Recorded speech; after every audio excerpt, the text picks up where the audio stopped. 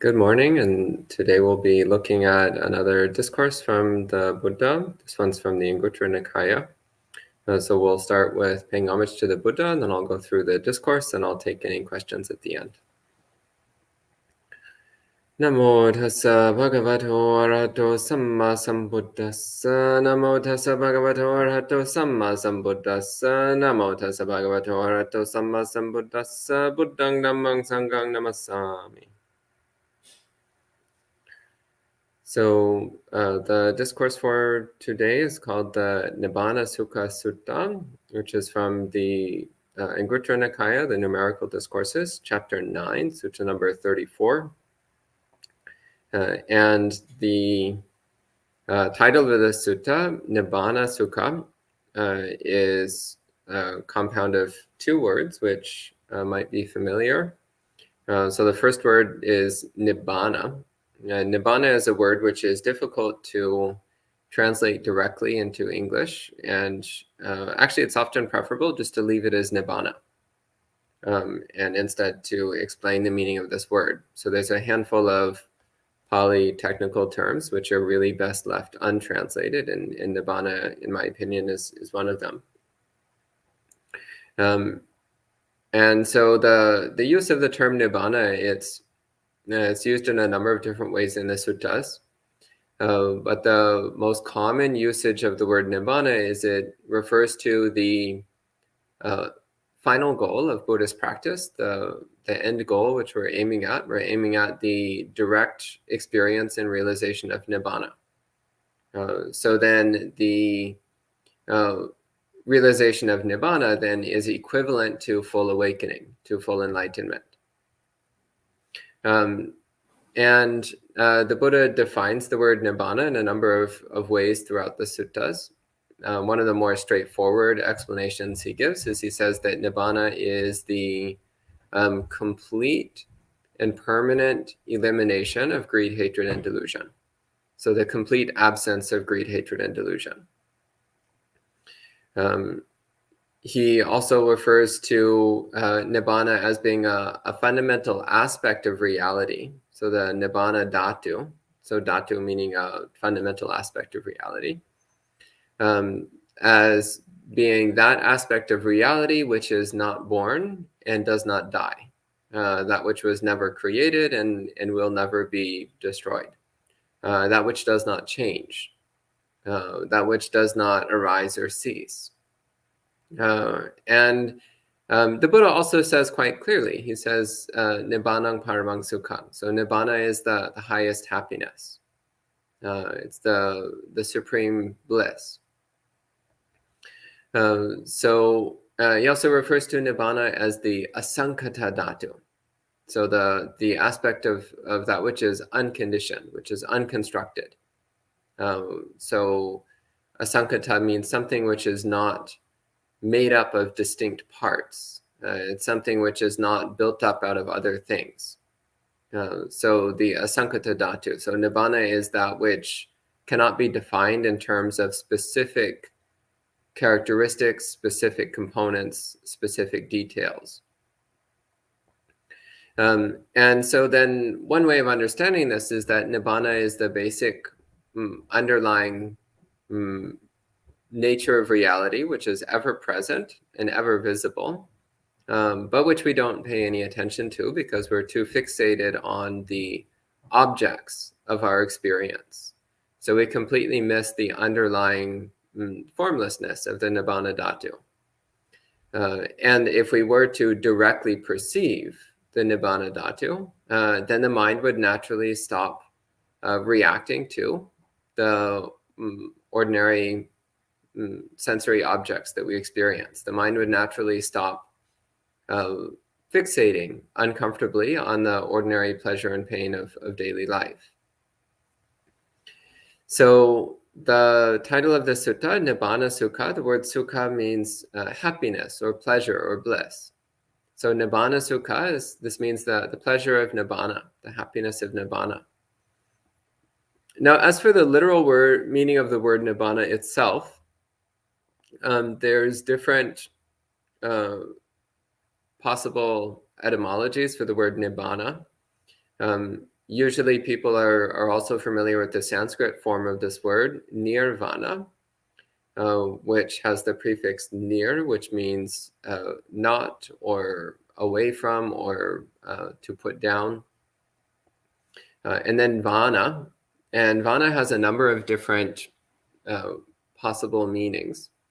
So one of the meanings of vana is craving, wanting.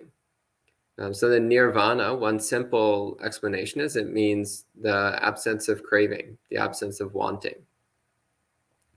Vana also can be related to the word for wind. So vana can mean like the blowing of the wind. So then nirvana is sometimes taken as meaning blowing out, like blowing out a candle flame. So nirvana then you might sometimes see translated as extinguishment. Though that's a problematic translation for a number of reasons. You'll see it that way sometimes. And there's a number of other ways which it can be translated. It can also be related to the word vana, which means a wound. So nirvana as being the absence of affliction, the absence of injury. So a perfect state of health. So a state of wholeness, of completeness. So there's a few ways of taking the word literally, but actually the etymology of the word Nibbāna is often not particularly useful. More useful is to see its actual usage. So again, its usage as referring to the final goal of Buddhist practice, namely the complete elimination of greed, hatred, and delusion, the attainment of unconditional happiness, and also Nibbāna as meaning this underlying aspect of reality, that aspect of reality which is never born, never destroyed, and never changes. And if one directly perceives this aspect of reality, this Nibbāna dhatu, then the mind naturally becomes free of suffering. The mind naturally releases into unconditional happiness. So that's explaining the title, which will help give us some understanding of the conversation that's about to happen.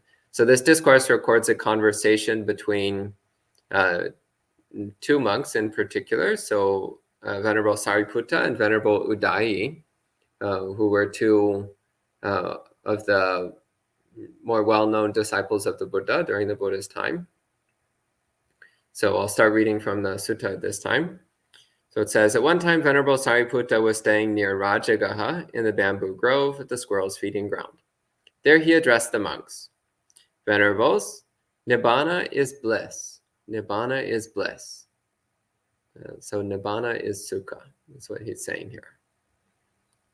When he said this, Venerable Udayi said to him, but Venerable Sariputta, what is blissful about it, since nothing is felt? This is an interesting question because Nibbāna, as mentioned, Nibbāna doesn't have any specific components. By its nature, there's no distinct objects within Nibbāna. So if there's no distinct objects, no distinct components, then how could there be a person feeling bliss? That would seem to not be possible within the Nibbāna dhatu. And Sariputta replies, the fact that nothing is felt is precisely what's blissful about it.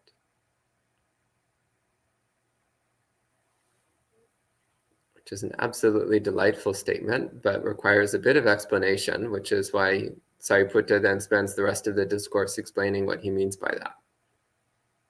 But the fact that nothing is felt is precisely what's blissful about it.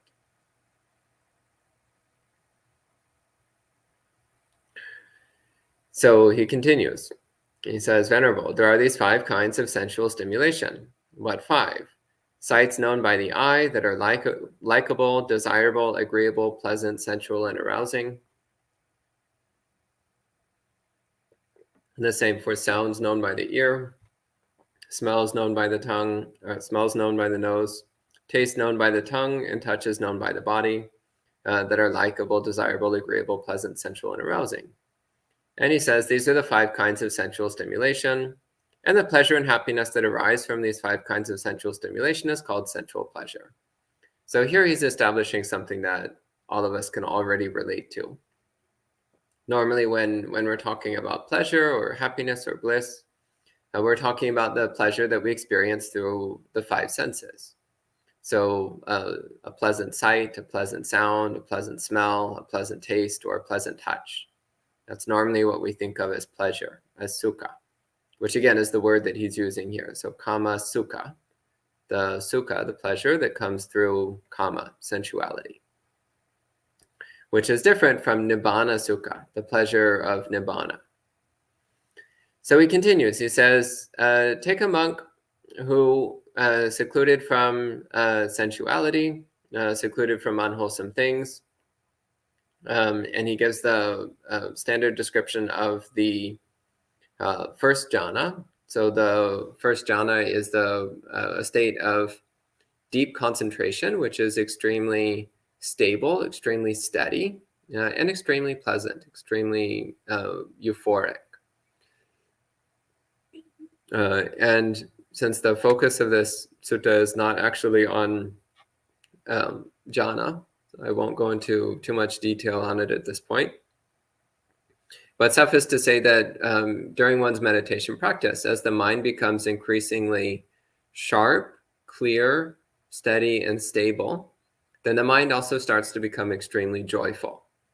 One's experience becomes saturated with euphoria, with bliss, with ecstasy.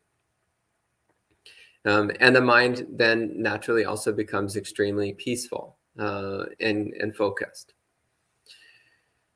And this is what we call the first jhana state, the first state of deep concentration.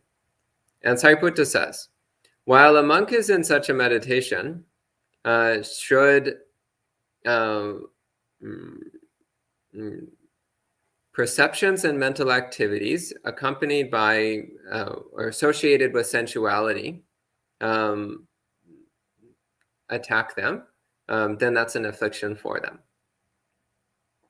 So in other words, when one is in a deep, settled, joyful state of meditation, if thoughts and mental activities related to ordinary sensuality start appearing in the mind, then that will cause the mind to start to lose its focus on the bliss of meditation. The mind will start to get distracted, and one will lose that euphoric, ecstatic, joyful experience of a stable, focused mind. So he says that's an affliction for them. So ordinarily, we relate to sensual pleasure as a source of happiness. But when one is in a deep, joyful state of meditation, then if you start thinking about sensual pleasure, then that's actually an affliction. It's like a disease, an illness. It's something which is perceived as unpleasant because it's making us lose this refined bliss of deep concentration. And Sariputta gives a simile. He says, suppose a happy person were to experience pain. That would be an affliction for them.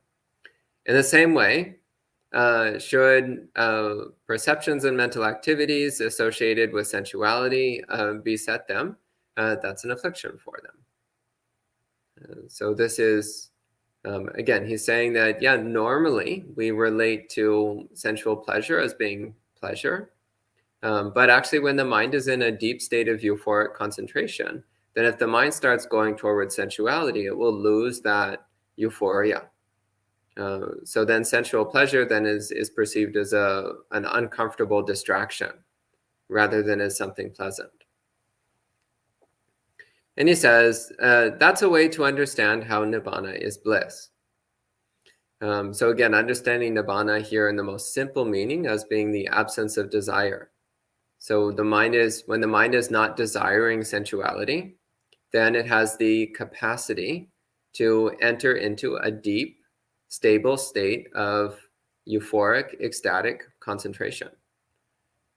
So this is one way of understanding how Nibbāna is bliss, because through letting go of craving for ordinary sensuality, one can attain a much deeper state of euphoric bliss through meditation practice. And Sariputta continues on to the second stage of jhana practice. So in the second stage of jhana practice, then thought and mental movement has completely vanished, completely stopped. So there's no longer any background noise in the mind. The mind is completely steady and silent at this point. And therefore, the sense of euphoria and bliss associated with concentration and focus, that euphoria and bliss becomes even stronger and deeper. Sariputta says, while a monk is in such a meditation, should perceptions and mental activities associated with thought beset the mind, then that's an affliction. So in other words, as one's meditation becomes deeper and stronger, as one's concentration and focus becomes stronger and clearer, then any kind of thought or mental activity can break us out of that euphoric state. So any kind of thoughts or mental activities then become a disturbance to the mind. They become a source of discomfort because it breaks us away from that euphoric, joyful concentration. Then the third jhana state, the third stage of concentration, it says, furthermore, a monk who, with the fading away of euphoria, enters into the third jhana.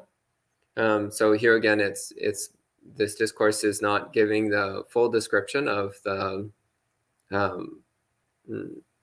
third jhana state, but the characteristic of the third jhana state is that the more coarse, agitated aspect of euphoria starts fading, but the mind still remains with the serene bliss. So the mind is still serenely blissful, but it's a much more peaceful and refined state of bliss than that euphoric, ecstatic kind of bliss that one experiences with the previous two states of concentration. And he says, while a monk is in such a meditation, should perceptions and mental activities associated with euphoria beset them, then that's an affliction for them. In other words, as the one settles into this deeply refined and serene state of bliss, if one's mind starts to move back towards that more excited state of ecstasy that was previously pleasant, then that will disturb the mind.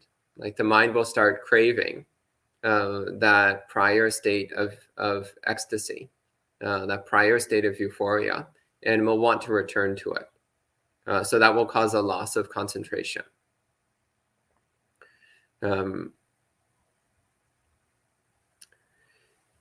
Then the fourth one, he says, so this is the fourth state of jhana. He says, furthermore, take a monk who, giving up pleasure and pain, and with the prior cessation of happiness and sadness, they enter into the fourth jhana, the fourth stage of concentration.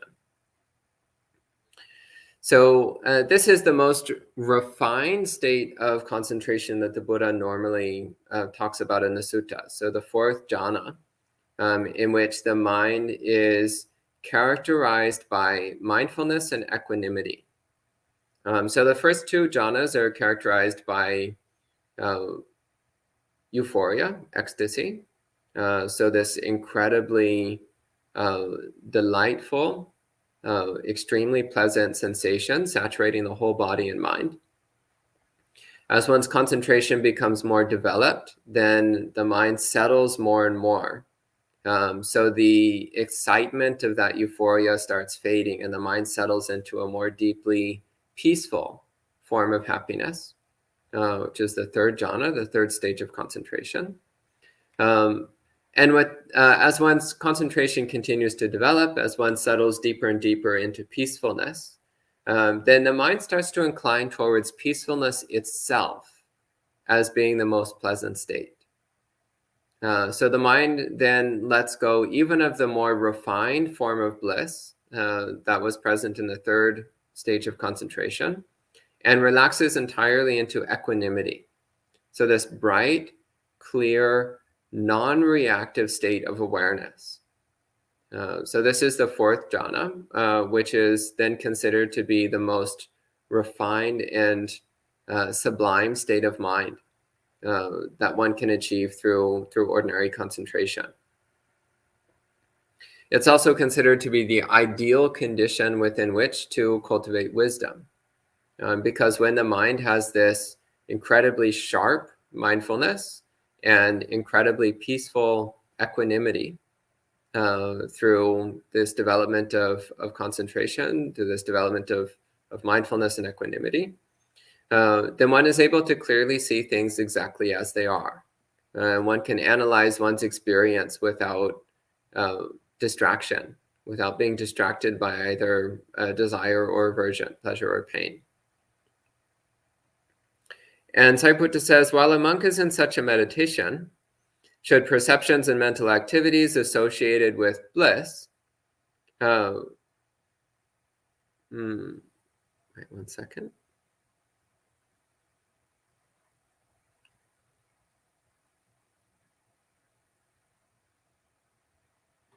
I think there's actually an error in the text here, because the text says associated with equanimity, but it should be associated with bliss. Because it would be referring back to the third jhana. So it says, the translation here says equanimity, but it should say bliss. Again, this is where the mind has entered into this deeply refined equanimous state. If one starts thinking, well, I want to go back to a more coarse, more exciting form of happiness, then that will weaken one's concentration. So instead of settling into that supremely peaceful state of mindfulness and equanimity, one starts craving a more exciting form of happiness, then that will weaken one's concentration. Then Sariputta goes through the four non-physical attainments. So these are, the next four that he lists are forms of concentration in which one's perception of the physical world disappear entirely. And in some suttas, these are spoken about as an extension beyond the first four stages of concentration. In other suttas, they aren't mentioned at all. And when the Buddha talks about samma samadhi, so the correct concentration, which is necessary for awakening, he only mentions the first four jhana states, the first four stages of concentration that have been mentioned up to this point. But he continues, he mentions, take a monk who, going totally beyond perceptions of physicality, with the ending of perception of resistance, not focusing on perceptions of diversity, aware that space is infinite, enters and remains in the experience of infinite space. So this is a meditation practice in which one focuses on infinite space. Dropping entirely the perception of any physical object or any sense of physical resistance, of pressure, and just letting the mind dwell in the perception of infinite space. So infinite empty space.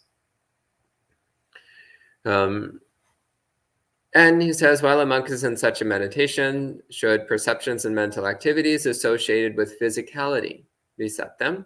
That's an affliction for them. In other words, while one is experiencing this bright, pure experience of just infinite empty space, if one starts to think about physical objects, then the mind will lose that experience of space. So the mind will start reverting to a coarse, ordinary experience. And again, he says, this is a way to understand how Nibbāna is bliss. So when one no longer has a desire for any kind of physical experience, then it's possible for the mind to experience infinite space, the concentration based on infinite space. And then similarly for the next one is infinite consciousness. So where one drops even the perception of infinite space and just focuses on the sense of a boundless, limitless mind. Silent and vast, infinite mind. And then the third one is the perception of nothingness. So where one drops even the perception of an infinite mind. And there's the sense of there being nothing at all. But the mind is still awake. The mind is still alert. The mind is still aware. But it has the perception that there's nothing whatsoever. There's nothing to be aware of. And then the fourth of the formless attainments is called the experience of neither perception nor non-perception, which is, again, not awakening. It's not enlightenment. It's a form of concentration which can be reached. It can be developed. In fact, it's said that one of the Buddha's teachers, before the Buddha became enlightened, he studied under some other teachers who were not enlightened. And one of them was teaching to experience the meditation of neither perception nor non-perception. But this teacher was not enlightened. They thought that the experience of neither perception nor non-perception was the pinnacle of spiritual practice. But the Buddha to be experienced that state and saw that it was still not full enlightenment. It was still just a temporary experience, which was not a purification of mind. It was just a resting state. It was something which could be reached through a high degree of renunciation, the willingness to let go of increasingly refined states of experience, but that it did not permanently alter the characteristics of the mind.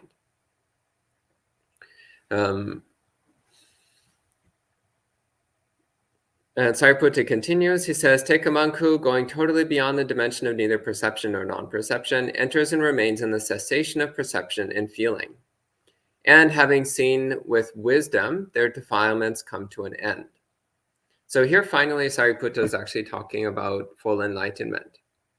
So the meditation on the cessation of perception and feeling is a specific form of concentration which in the suttas is said to be accessible only to awakened beings. It's something which ordinary people cannot access because it requires that the mind already have completely relinquished sensual desire, already have completely relinquished aversion, already have relinquished to a high degree self-centeredness and conceit. And he says, having seen them with wisdom, one's defilements come to an end. What he means by this is when we clearly understand our own defilements, when we clearly understand these tendencies of desire and aversion, and we clearly see them as dukkha, we clearly see them as painful, as uncomfortable, then we start letting go of them. We start relinquishing desire, aversion, and delusion. And that relinquishment of desire, aversion, and delusion is what actually brings about full enlightenment. So it's not the concentration states that we've been talking about so far, but rather it is the relinquishment of desire, aversion, and delusion, which is supported through concentration. So concentration practice gives the mind the stability and precision necessary to clearly see our defilements and to eliminate these afflictions from the mind. But the concentration states themselves do not purify the mind. And they just give the mind the strength and clarity necessary. So Sariputta then concludes, this too is a way to understand how Nibbāna is bliss. So here it's again referring to the complete elimination of one's defilements, the complete elimination of greed, hatred, and delusion, which are the fundamental afflictions of mind, the fundamental illnesses of mind.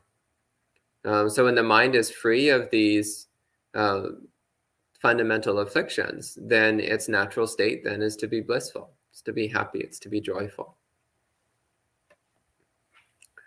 So that's the end of this discourse. So at this time, we can respect the sutta with 3 sadhus, and then I'll see if there's any questions.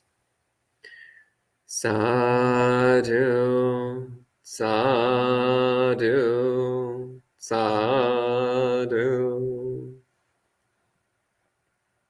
And hello to all the people joining in online. Hello to Ned, Rebecca, John, Manal, Karuna, Jayanta, Amaranta, Olga, Milon, Christina, Bahadur, Charles Lee, Sud, Yankee,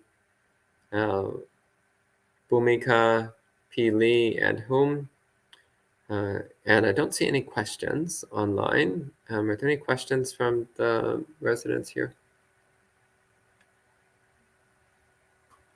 No, nothing.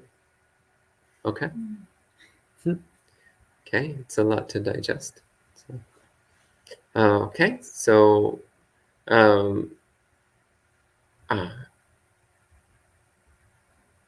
Ned says, so Nibbana might perhaps be interpreted as the unconditioned, impersonal, and empty sukha.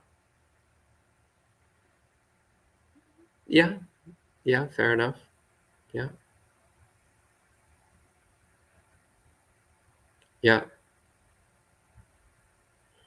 and it doesn't look like there's any questions, so I think we can go ahead and conclude at this time with 3 more sadhus. Sadhu, sadhu, sadhu. Okay, and we'll see you all next time.